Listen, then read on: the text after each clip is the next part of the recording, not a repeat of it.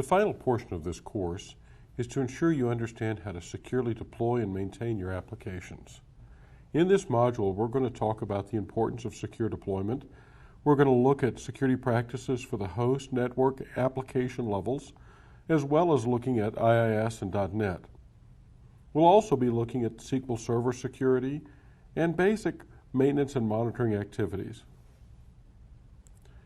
Now, with secure deployment, deployment's obviously one of the later phases of software development. You have maintenance after that. It's the first time where a system administrator may be involved in the system. And so if we have configuration issues with any of the involved servers, that can also be a problem. So we have to be concerned about security. Even if we've done everything right through development, we have to look at it again in deployment. Now, software vendors usually provide some kind of checksum or hash of the application with the application package, so you can make sure it's the real application and hasn't been altered. System administrators should, of course, verify that checksum or hash with the package they have. If these are identical, then we're sure that it hasn't been tampered with. That's our first security activity for deployment. There should always be some sort of deployment checklist, usually by the software vendor, that tells the person deploying it exactly what they need to do.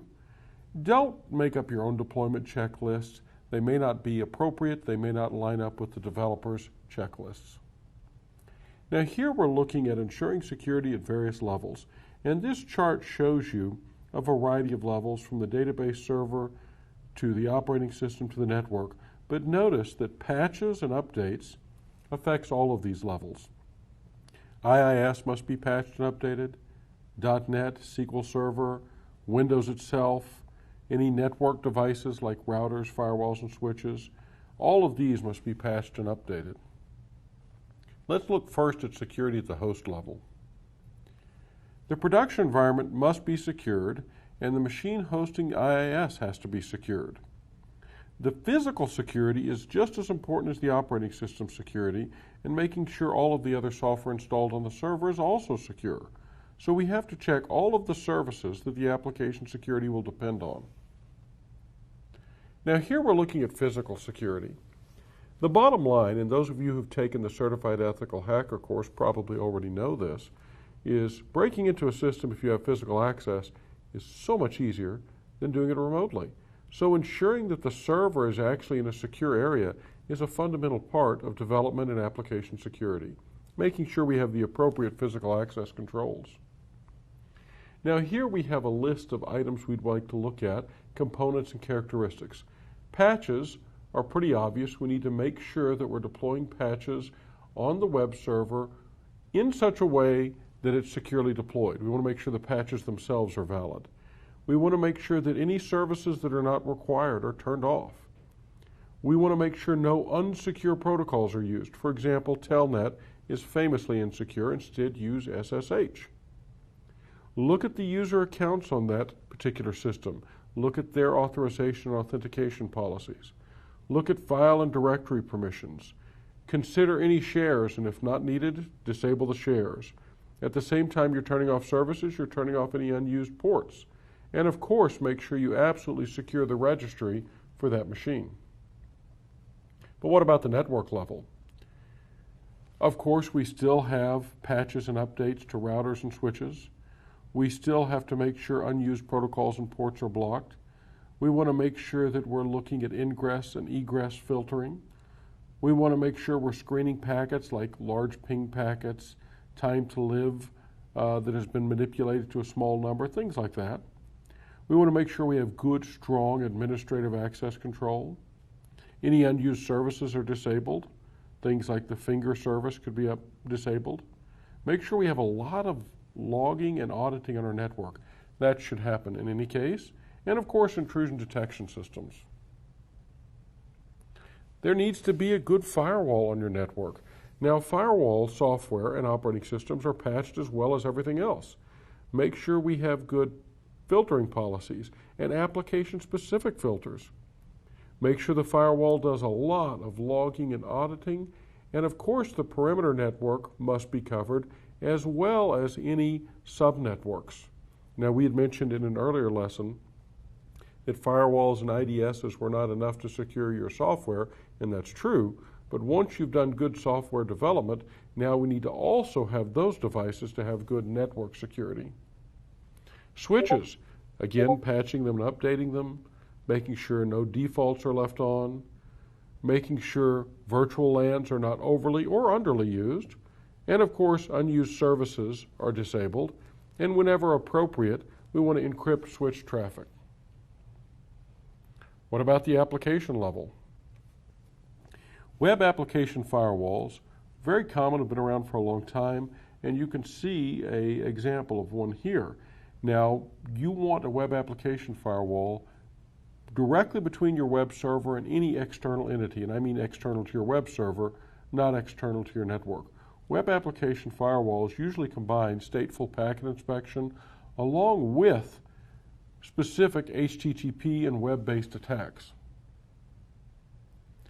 These are going to be far more effective at protecting a web application than a traditional firewall will.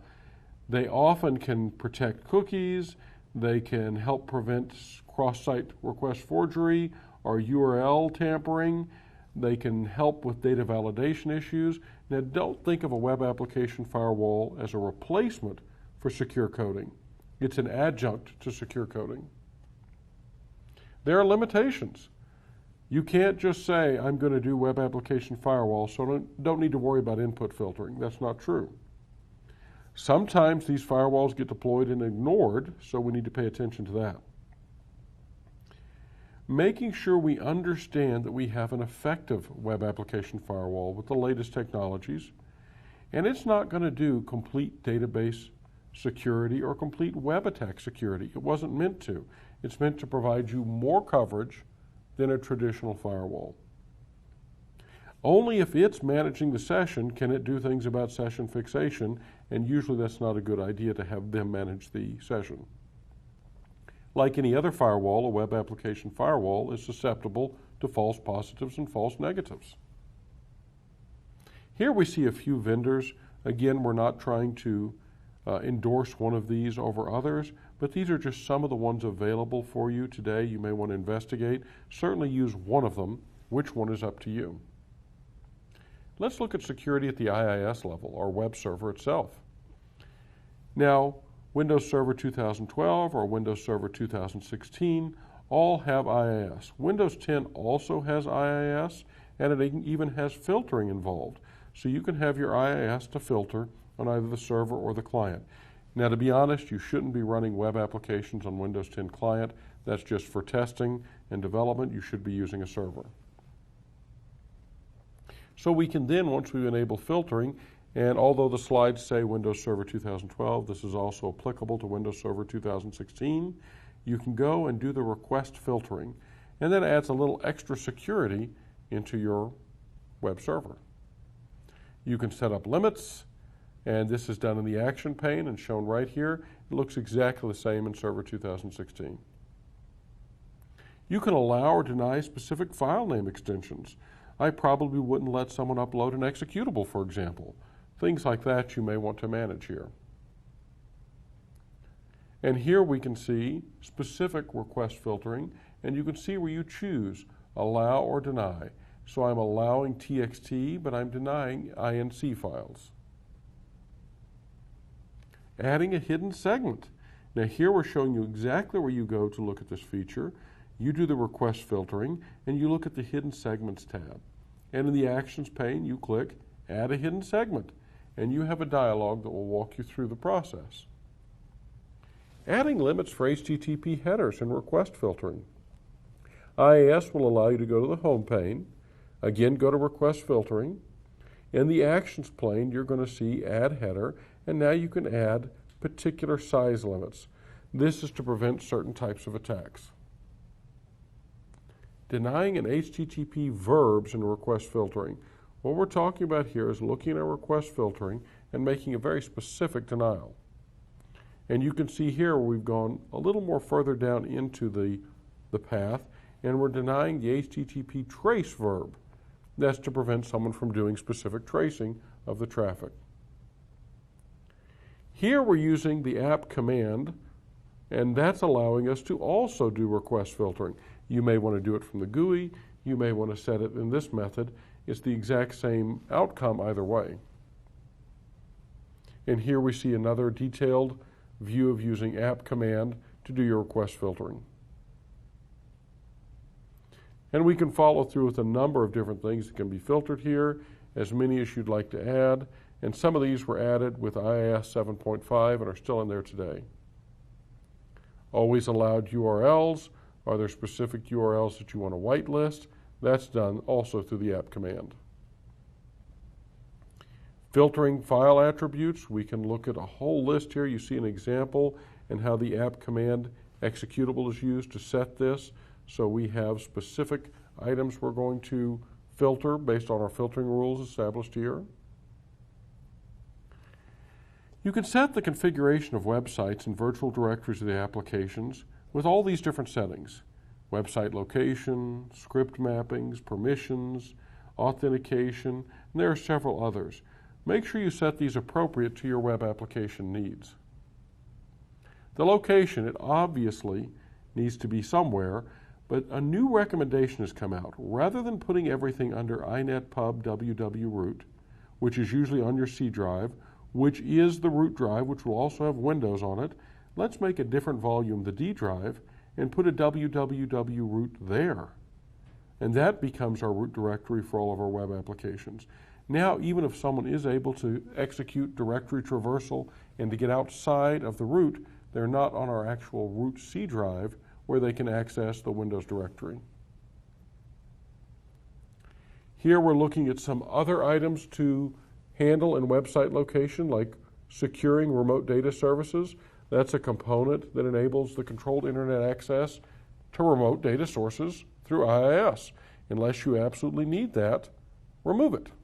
If you must need it, there are some specific steps given here to make it as secure as possible, and they involve some registry keys. Script mapping. All unnecessary file extensions get mapped to the 404 DLL, which is installed when you run IIS lockdown. So of course you'll want to run IIS lockdown. And we see here 3 steps to go through to do script mapping. Anonymous internet user account.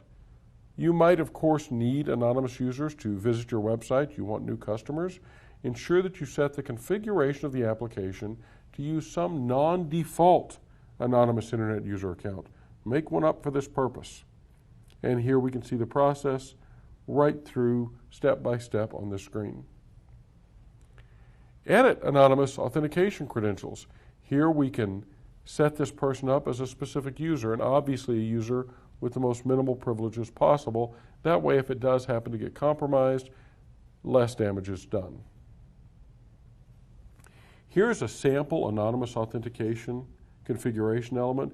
You can see it right there in the web config file. It uses a specific user, a generic user we call user1. You notice that the password is encrypted, as it should be. Auditing and logging. Obviously, you have network logging and auditing, and your application is logging and auditing, and operating system is logging and auditing. Well, IIS can also be configured to do its own auditing and logging. Why do we need logging in so many different places? Well, first of all, it shows continuity if there's an attack. We can see each phase of the attack that the attacker went through by the log entries on different devices. Secondly, a very skilled attacker may find a way to subvert a log, but if they don't subvert all of these logs, we'll still have a record of their attack.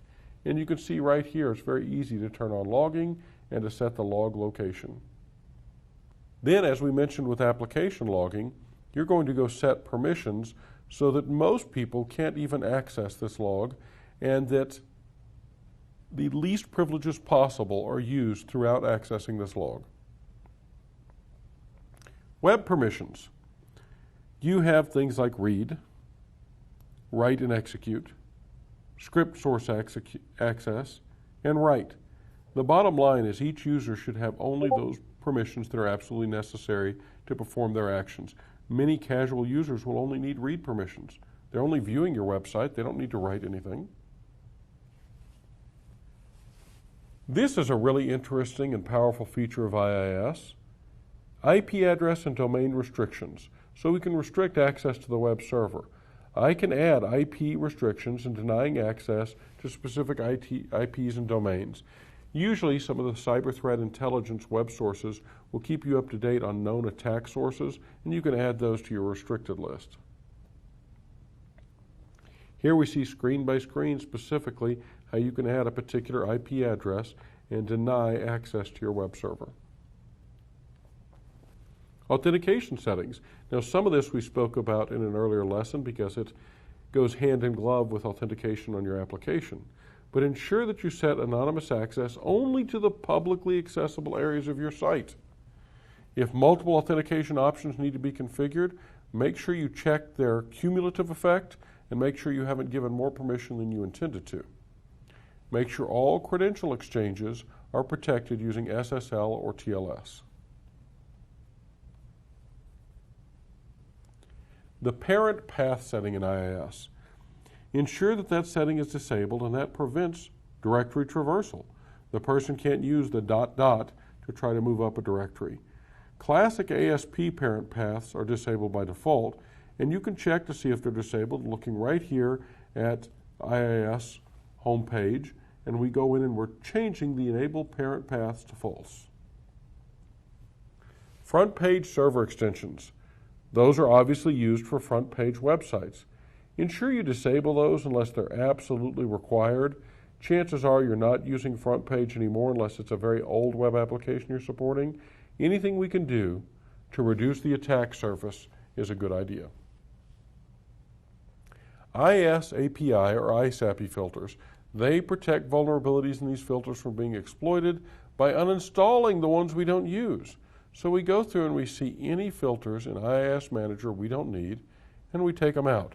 Now this goes to a more fundamental security concept. Anything you don't need that you leave running is a security vulnerability. It's a way in. It increases your attack surface. So in general, take out anything you're not using. Let's talk about .NET itself. There are various versions. Let's see how that's being secured. First of all, deployment configuration for .NET is usually done in the machine config and web config files. The settings that are in machine config will go through the whole machine, and the web config will be per application. By default, the settings in the machine config override or overridden, by web config. So if you have one level of permission at machine, the individual application can override that. So make sure we're looking at our configuration so that the cumulative effect is the security we want. Here's a whole list of settings that you might want to check. For example, cookie protection, require SSL, trace element setting, custom error message, authorization element. These are all items to check and ensure that they're secured as per your organizational requirements. Verify lock per machine setting. This is a web config setting for individual application so it can override the machine level policy. If you attempt to add an element to the web config that may result in overriding the machine config, if you want to prevent that, you use allow override equal false. And you can see that here on the screen. Verify trace element setting. We mentioned that earlier. Here it is shown on the screen. And essentially, this is done to prevent the tracing process. So all the activities on the web page are not traced so that someone else can't view that tracing information. Now, you may need tracing in your environment, but if you don't, turn it off. Verify the custom error settings. We talked about that in a previous lesson, and you can see here we have a variety of custom error settings. We've set custom errors on to on, and we've set it to remote only, so that we default to redirect people to a custom error page and display the error message we'd like to display. The maximum request length. This is one way to prevent certain attacks that send oversized requests. So we simply go into the configuration file in web config and we set up a max request length. Debug settings. Again, in production, this should always be set to false. We've seen this option before. Protection setting. Protection all. This is in our web config file, as you can see on the screen. We've talked about this in previous modules. This should always be set to protection equal all. The timeout setting. I can't tell you what the specific timeout should be for your application, but the smaller the better. So the shortest timeout that you can work with that doesn't inhibit usage of your application, that's what you should go with. Require SSL. I can't think of a good reason to set this to anything other than true. Make sure that all your communications are encrypted with SSL or TLS. Password format setting. What this is going to look at is it's going to see how we store and manage passwords. And in this case, we're using SHA-1. This goes back to our earlier conversation. Ensure that our passwords are stored as a hash, not in plain text. Sliding expiration. If this is set to true, then basically it allows the expiration date to be different times. We always want to set this to false, or it gives attackers the option of stealing the authentication cookie. Verify the name and path attribute setting. So we're going to go through and look at the path, we're going to look at the name, and we want to make sure that these are set up as securely as possible in our environment. Authorization element. Now here we have specific users that are allowed and all other users are denied. Always remember we must deny everyone we did not explicitly allow in any secure portions of our web application. Obviously you wouldn't do that on public portions. The identity element. Remember we talked a lot in a previous module about impersonation, allowing a user to impersonate another user, but what we're really talking about is we're allowing the app itself to impersonate a specific user and access resources. You may or may not need that. If you do need it, set it to true. If you don't, set it to false. The role manager setting. This helps in secure implementation of the application. Basically, if the application does not enable role manager, then you may have an increase in the size of the code and risks associated with the implementation of the application. Put another way, we're going to allow the use of roles to control security access, so we'll normally set that to true. Cookie protection. We've talked a lot about this already, so suffice it to say, cookie protection, all in your web config.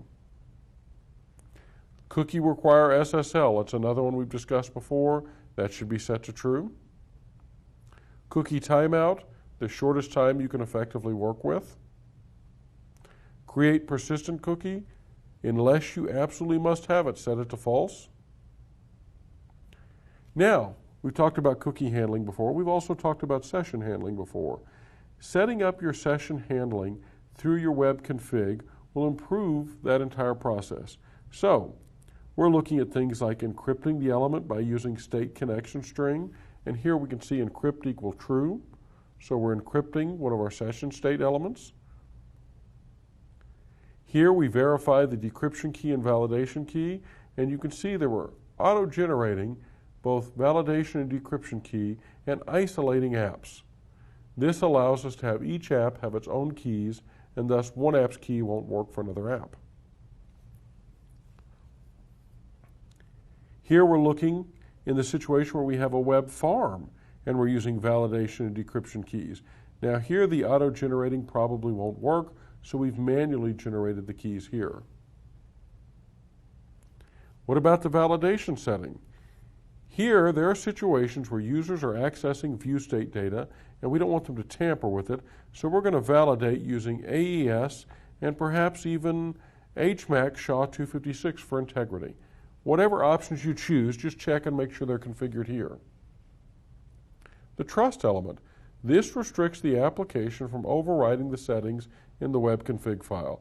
So we set location allow override equal to false, and then it can't be overridden. And you see that here in your web config file.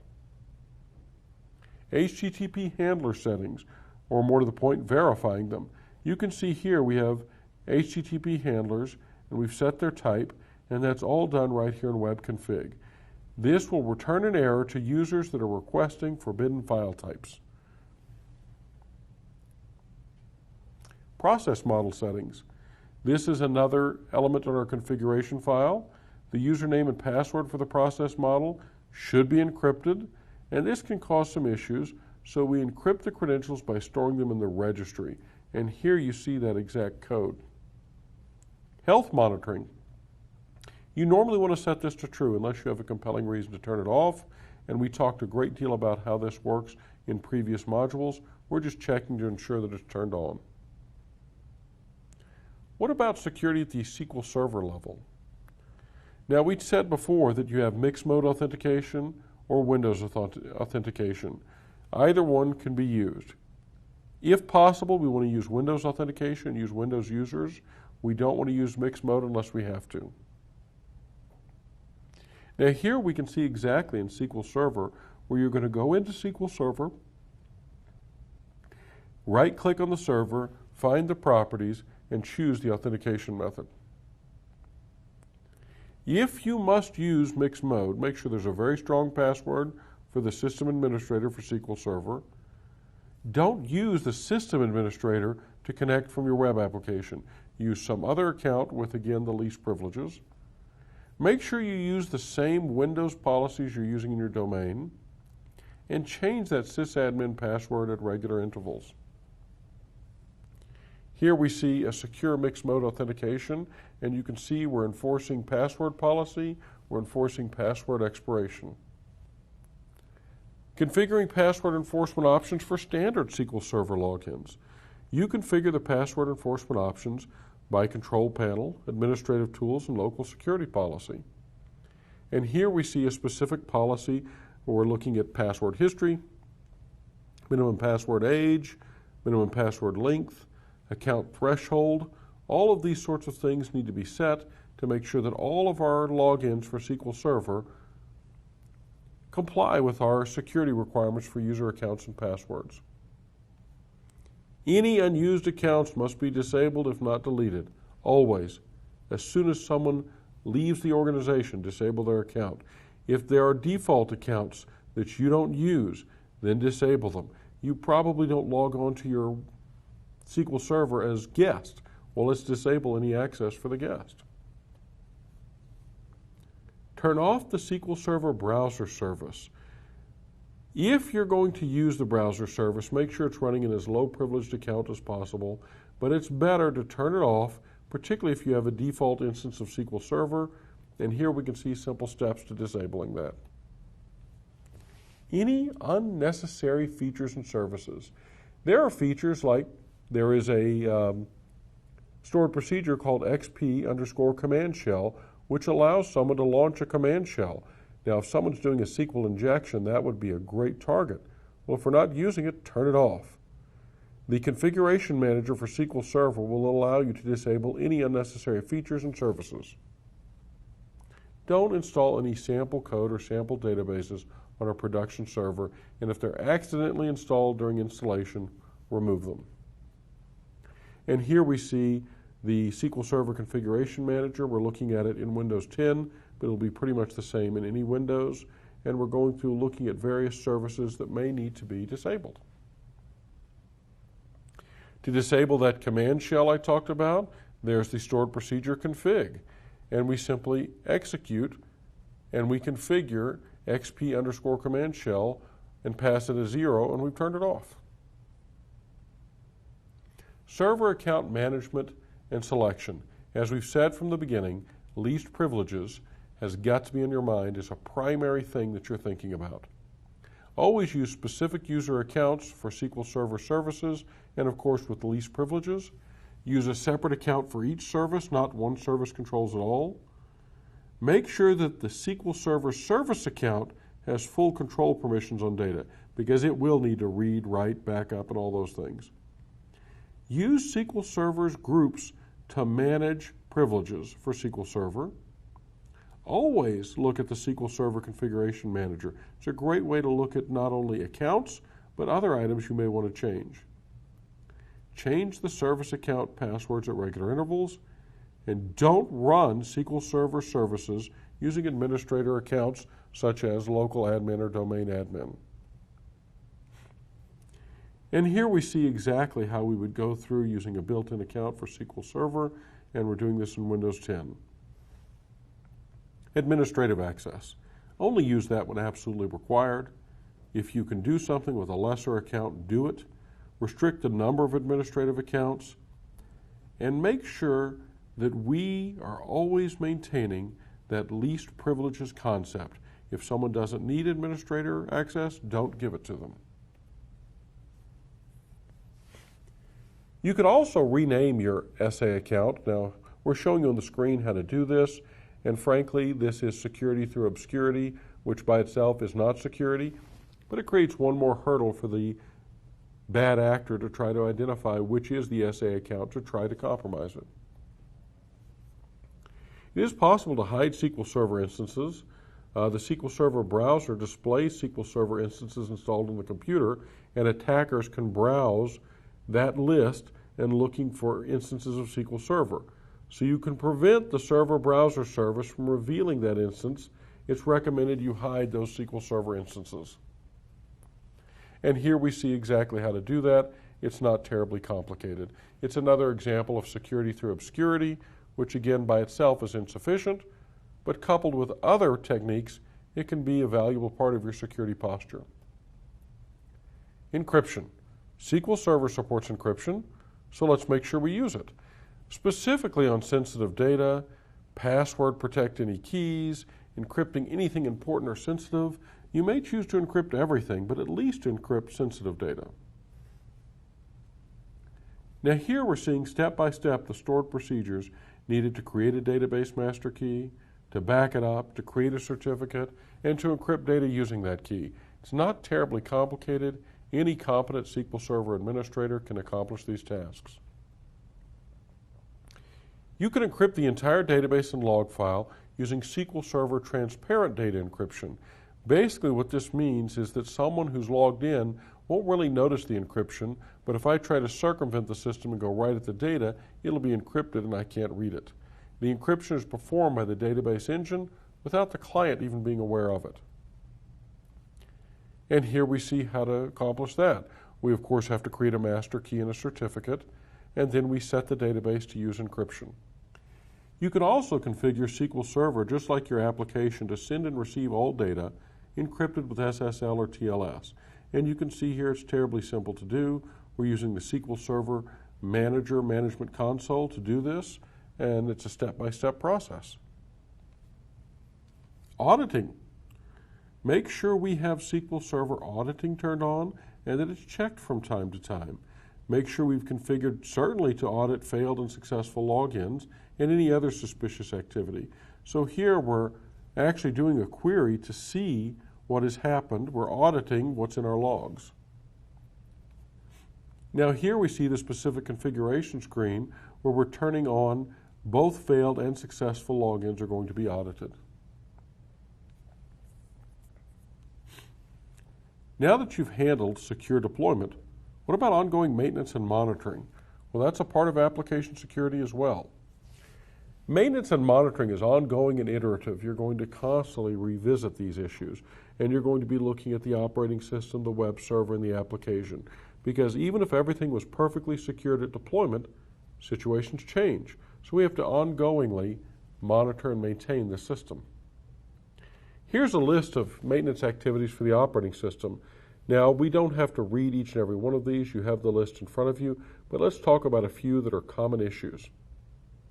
Having a separate test and production server. Never deploy anything directly to production. Put it on test, see how it works out, look for issues before you send it forward to production. Backup of the data in the operating system regularly. Ensure there's antivirus software. Look at operating system permissions. Scan and update the system regularly. Monitor any background processes. These are all things you do at the operating system level on an ongoing maintenance function. For IIS, you look at the IIS logs. Look at the latest security updates and patches. Make sure that the various features are configured properly. Scan the web server for any vulnerabilities. Maybe periodically perform an actual penetration test to look at the effectiveness of your security. What about the application level? Certainly you want to periodically scan for vulnerabilities and misconfiguration. Things change over time. Might have been good at deployment but is no longer good. You might want to perform penetration testing periodically. Now how often that is up to you. Certainly you want to be patching the application and maintaining a backup of the website. In this module, we've looked at our post-development security. We've looked at deployment, maintenance, and ongoing monitoring. And we have to look at operating system, the host, IIS, all of those things. We've talked about web application firewalls and how they provide additional security, but they're not used in lieu of normal security measures. We've looked at secure deployment settings, and we've looked at maintenance and monitoring.